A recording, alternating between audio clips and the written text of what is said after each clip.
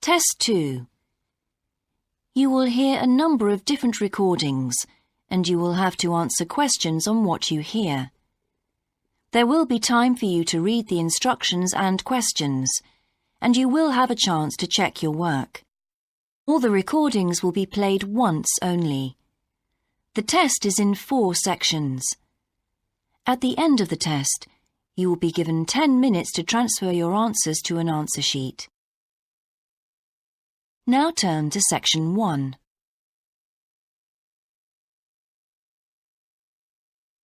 Section 1. You will hear a conversation between a representative of an insurance company and a customer. First, you have some time to look at questions 1 to 3.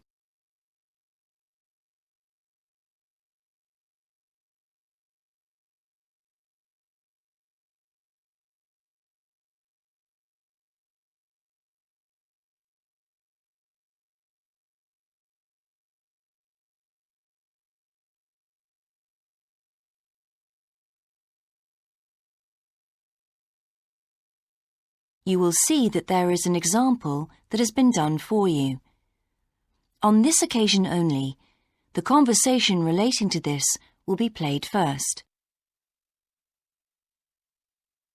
Good morning, Total Insurance. Judy speaking. How may I help you? I recently shipped my belongings from overseas back here to Australia, and I took out insurance with your company. Some items were damaged during the move, so I need to make a claim. What do I have to do? Okay, well, first I need to get a few details about this. Can you give me your name, please? Yes, it's Michael Alexander. The man's name is Michael Alexander, so Michael Alexander has been written in the space. Now we shall begin. You should answer the questions as you listen, because you will not hear the recording a second time. Listen carefully and answer questions 1 to 3. Good morning, Total Insurance. Judy speaking. How may I help you? I recently shipped my belongings from overseas back here to Australia, and I took out insurance with your company. Some items were damaged during the move, so I need to make a claim. What do I have to do? Okay, well, first I need to get a few details about this. Can you give me your name, please? Yes, it's Michael Alexander. Okay, and your address, please? My old address or my current one? Your current one. It's 24 Manly Street, Milperra, near Sydney. What was the suburb, sorry? Milperra, Milperra. Right. Now, who was the shipping agent, Mr. Alexander? You mean the company we used? Yes, the company who packed everything up at the point of origin. Oh, it was, First Class Movers. Okay. Where were the goods shipped from? China, but the ship came via Singapore and was there for about a week. Don't worry, all of that information will be in the documentation. Now, the dates. Do you know when the ship arrived? It left on the 11th of October and got to Sydney on the 28th of November. Okay. I need one more thing. There's a reference number. It should be in the top right-hand corner of the pink form they gave you. Let me have a look. I have so many papers. Yes, here it is. It's 601 ACK. Thanks. Before you hear the rest of the conversation, you have some time to look at questions 4 to 10.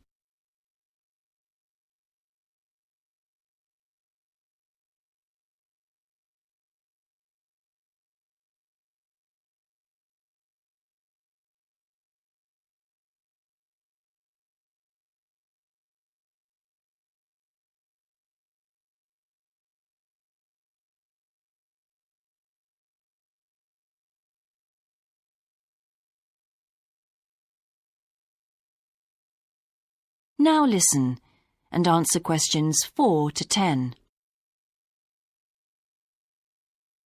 I need to take down a few details of the actual damage over the phone before you put in a full report. Can you tell me how many items were damaged and what the damage was? Yes, well, 4 things actually. I'll start with the big things. My TV, first of all. It's a large one, very expensive. Insurance doesn't cover electrical problems. It isn't an electrical problem. The screen has a huge crack in it, so it's unusable. I see. Any idea of the price to repair it? No. Well, I don't think it can be repaired. It will need a new one. OK, I'll make a note of that and we'll see what we can do. Now, what was the second item? The cabinet from the bathroom was damaged as well. It's a lovely cabinet. We use it to keep our towels in. And what is the extent of the damage? Well, the back and the sides seem okay, but the door has a huge hole in it. It can't be repaired. I'm really not very happy about it. And how much do you think it will cost to replace it? Well, when I bought it last year, I paid $125 for it. But the one I've seen here in Sydney is a bit more expensive. It's $140. Right. And what was the third item? My dining room table. It's a lovely table from Indonesia. It must have been very hot inside the container because one leg has completely split down the middle. The top and the other 3 look okay, thank goodness. Any idea of the price to repair it? Well, I had an estimate done on this actually because it is a very special table to us. They quoted us $200, which is really pricey, so I hope the insurance will cover the total cost. I'm sure that will be fine. What was the last item, Mr. Alexander? Well, we have a lovely set of china plates and dishes, with matching cups, saucers, the lot. They were all in the one box, which must have got dropped because some plates were broken. 6, actually. And can you tell me the replacement value of these? Well, it's hard to say because they were part of a set, but they can be up to $10 each as it's such a good set. OK, so that would be around $60 altogether. Yes, that's right. And is that all of the items? Yes. So, what do I have to do now?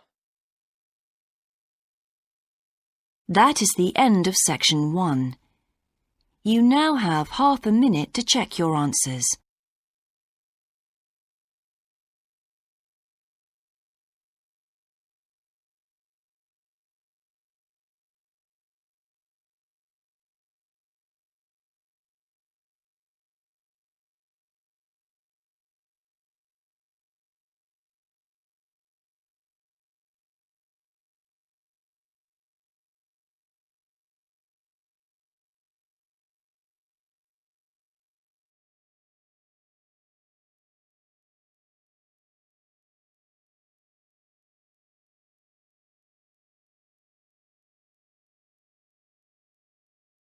Section 2. You will hear an introductory talk about a new agricultural park. First, you have some time to look at questions 11 to 14.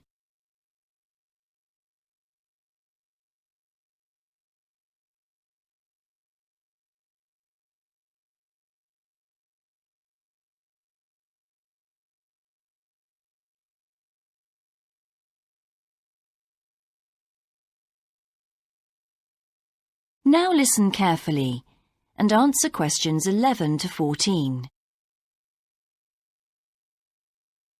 Welcome to Greenvale Agricultural Park. As you know, we've only been open a week, so you're amongst our first visitors. We have lots of fascinating indoor and outdoor exhibits on our huge complex, spreading hundreds of hectares. Our remit is to give educational opportunities to the wider public, as well as to offer research sites for a wide variety of agriculturists and other scientists. Let's start by seeing what there is to do. As you can see here on our giant wall plan, we are now situated in the reception block here. As you walk out of the main door into the park, there's a path you can follow. If you follow this route, you'll immediately come into the rare breeds section, where we keep a wide variety of animals, which I shall be telling you a little more about later. Next to this, moving east, is the large grazing area for the rare breeds. Then further east, in the largest section of our park, is the forest area. South of the grazing area, and in fact just next to the reception block, is our experimental crop area. In the middle of the park, this circular area, is our lake. These two small rectangular shapes here are the fish farms where we rear fish for sale. To the east of those is the marsh area, which attracts a great many migrant birds. In the southeastern corner, beyond the marsh, is our market garden area, growing vegetables and flowers. Before you hear the rest of the talk, you have some time to look at questions 15 to 20.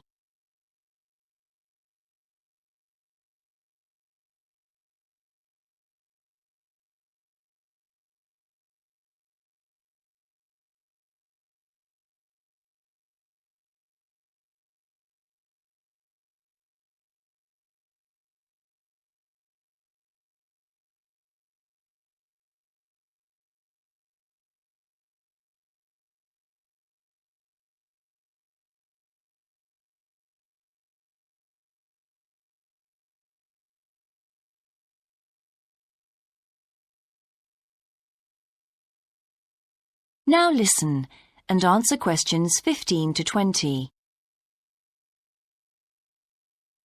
All these areas can be visited by the general public for almost all the year. Although, please take note of the large signs at the entrance to each area, which tell you when certain areas are being used for particular controlled experiments and are therefore temporarily out of bounds to the public. You can see for yourself what a huge area the park covers, and a key question is always, how can we move around? Well, you have a choice of means, all environmentally friendly. Cars are banned in the park. We have bicycles, which you can hire behind the reception block here. The healthy ones of you can go on foot. And finally, there's our electric tram, powered from solar cells. You find more information about this at the front entrance. A good place to start on your tour is the rare breed section. We keep goats, sheep and hens and other kinds of poultry. We're also thinking of bringing in cows and horses, but we do not as yet have facilities for these bigger animals. The animals are fed in public twice a day and a short lecture given on their feeding habits and nutritional needs. These are very popular with the public, but of course we mustn't lose sight of the main purpose of having this section, not as such to preserve rare animals, but to maintain the diversity of breeds, to broaden the gene pool for agricultural development. Greenvale changes with the seasons, with different events happening at different times of the year. May will be perhaps our most spectacular month, with the arrival of the Canada geese, and when our fruit trees will be in full blossom. But there are interesting events on all year round. For example, John Havers, our expert fly fisherman, is currently giving displays on the lake. Each of the sections has its own seasonal calendar, and please consult the summary board at the main entrance. And the final section, as we return to the reception blocks, is the orchard. Do take time to browse round our shop. There's a wide selection of books on wildlife, some of them written by local authors, and the history of farming, including organic farming, something which the park will be diversifying into in the coming months. That is the end of section 2. You now have half a minute to check your answers.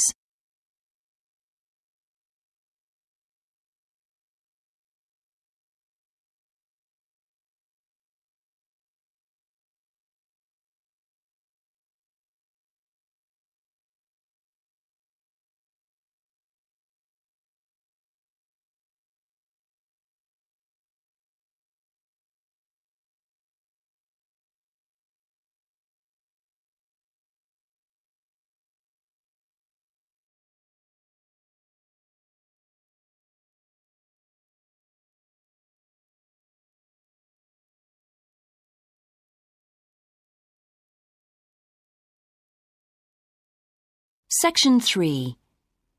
You will hear part of a seminar in which a researcher called Grant Freeman discusses his work on Australian honeybees with a group of students. First, you have some time to look at questions 21 to 24.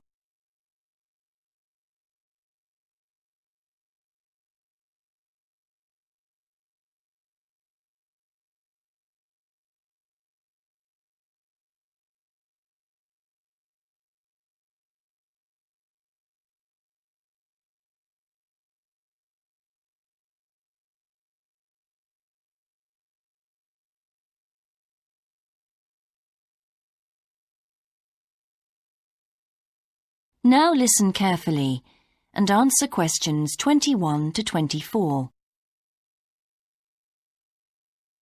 Good morning, everyone. In today's seminar, Grant Freeman, a biologist who specialises in identifying insects and who works for the Australian Quarantine Service, has come to talk to us about his current research work. Right, well, over to you, Grant. Good morning, everyone. I'm sure that you know that the Quarantine Service regulates all food brought into Australia. Well, obviously they want to protect Australia from diseases that might come in with imported goods, but they also want to prevent insect pests from being introduced into the country, and that's where I have a part to play. Anyway, my current research involves trying to find a particular type of bee, the Asian honeybee, and finding out whether there are any of them around in various states of Australia. We discovered a few of them in Queensland once and eradicated them. Now we're pretty keen to make sure that there aren't any more getting in, particularly to New South Wales and other states. What's wrong with Asian honeybees? Are they so different from Australian bees? Well, in fact, they look almost the same, but they are infested with mites, microscopic creatures which live on them, and which can seriously damage our own homegrown bees, or could even wipe them out.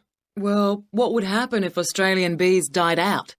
Well, the honey from Australian bees is of excellent quality, much better than the stuff the Asian bees produce. In fact, Australia exports native queen bees to a large number of countries because of this. When the European honeybee was first discovered out in the bush, we found they made really unpleasant honey, and they were also too big to pollinate many of our native flowers here in Australia. That must have had a devastating effect on the natural flora. Did you lose any species? No, we managed to get them under control before that happened. But if Asian bees got in, there could be other consequences. We could lose a lot of money because you might not be aware, but it's estimated that native bees' pollination of flower and vegetable crops is worth $1.2 billion a year. So in a way, they're the farmer's friend. Oh, and another thing is, if you're stung by an Asian honeybee, it can produce an allergic reaction in some people, so they're much more dangerous than native bees. Before you hear the rest of the seminar, you have some time to look at questions 25 to 30.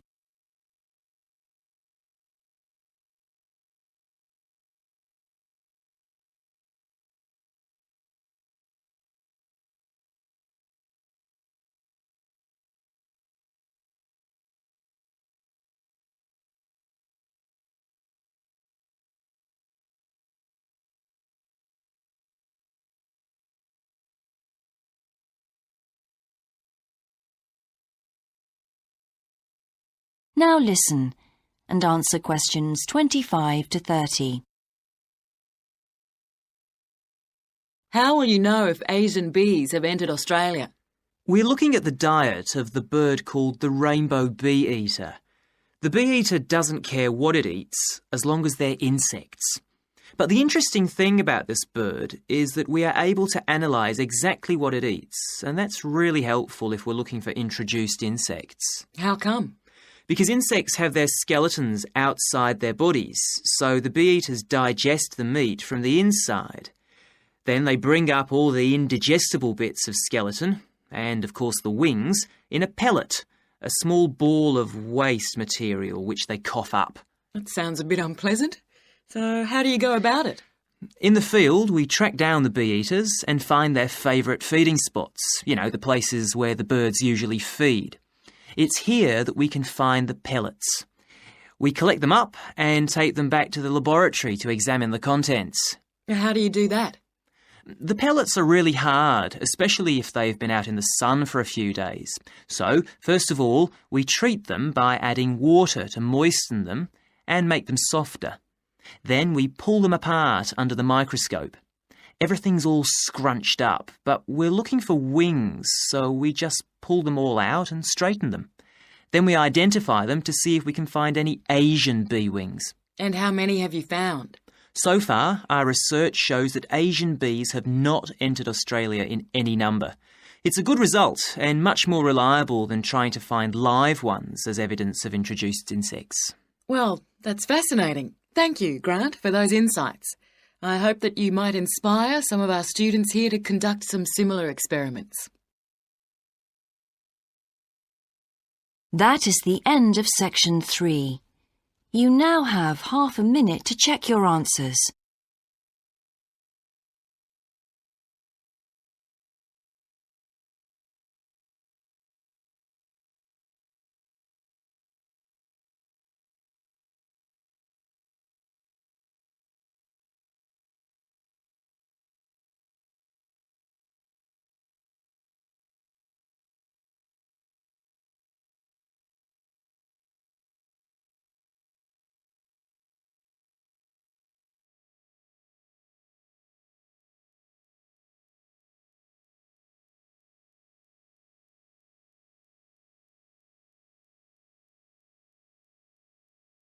Section 4. You will hear a student called Shona giving a presentation on her research report.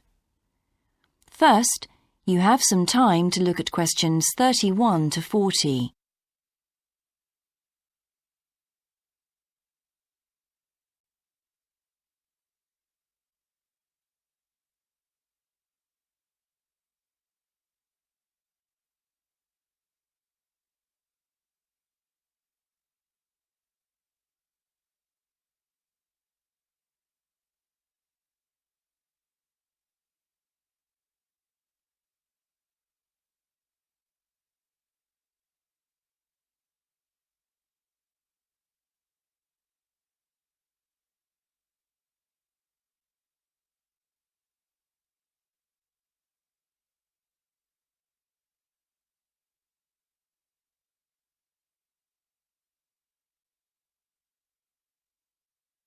Now listen carefully and answer questions 31 to 40. I've been doing some research into what people in Britain think of doctors, the ones who work in general practice, the first call for medical care, and comparing this with the situation in a couple of other countries. I want to talk about the rationale behind what I decided to do. Now, I had to set up my program of research in 3 different countries, so I approached postgraduates in my field in overseas departments, contacting them by email to organize things for me at their end. I thought I would have trouble recruiting help, but in fact, everyone was very willing, and sometimes their tutors got involved too. I had to give my helpers clear instructions about what kind of sample population I wanted them to use. I decided that people under 18 should be excluded because most of them are students or looking for their first job. And also I decided at this stage just to focus on men who were in employment and set up something for people who didn't have jobs and for employed women later on as a separate investigation. I specifically wanted to do a questionnaire and interviews with a focus group. With the questionnaire, rather than limiting it to one specific point, I wanted to include as much variety as possible. I know questionnaires are a very controlled way to do things, but I thought I could do taped interviews later on to counteract the effects of this. And the focus group may also prove useful in future by targeting subjects I can easily return to, as the participants tend to be more involved. So I'm just collating the results now. At the moment, it looks as if in the UK, despite the fact that newspapers continually report that people are unhappy with medical care, in fact, it is mainly the 3rd level of care, which takes place in hospitals, that they are worried about. Government reforms have been proposed at all levels, and although their success is not guaranteed, long-term hospital care is in fact probably less of an issue than the media would have us believe. However, I've still got quite a bit of data to look at. Certainly, I will need to do more far-reaching research than I had anticipated in order to establish if people want extra medical staff invested in the community, or if they want care to revert to fewer but larger key medical units. The solution may well be something that can be easily implemented by those responsible in local government, with central government support, of course. This first stage has proved very valuable, though. I was surprised by how willing most of the subjects were to get involved in the project. I had expected some unwillingness to answer questions honestly, but I was taken aback and rather concerned that something I thought I'd set up very well didn't necessarily seem that way to everyone in my own department.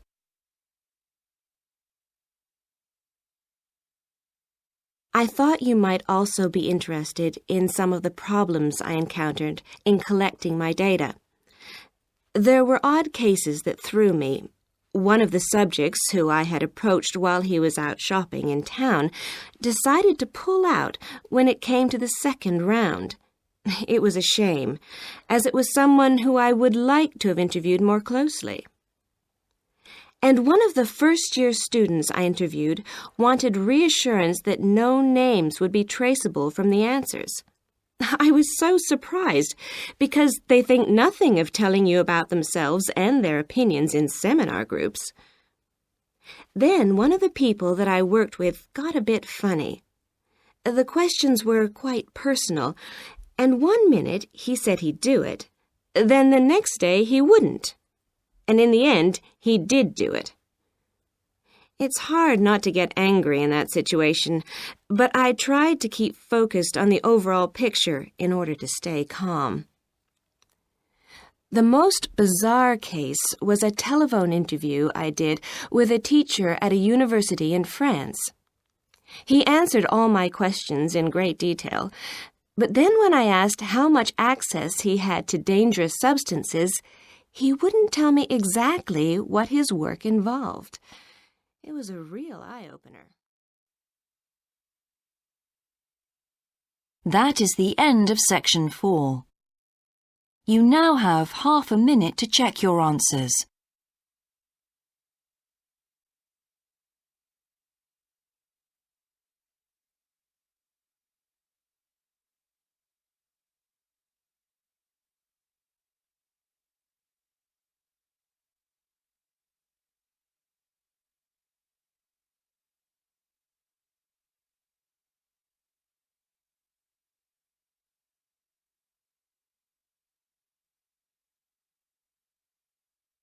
That is the end of the listening test. In the IELTS test, you would now have 10 minutes to transfer your answers to the answer sheet.